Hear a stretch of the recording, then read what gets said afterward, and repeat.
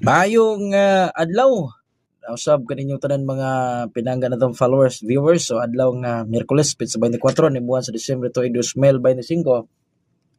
So kagahapong adlaw, congratulations sa 105. Super tiging targeta kayo akong ipakita gito sa live, no? 105.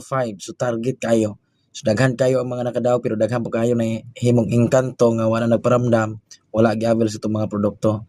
So makadaog i-avail gid ninyo. Chat lang mo nako ha. Dayon sa 317 sa VIP membro gipadala sa online nga mga nag-avail sa product. Congratulations daog na po sa 317. So karong adlaw paminaw gid mo kinaay gibalik og hatag. Dayon na po tayo special kayo.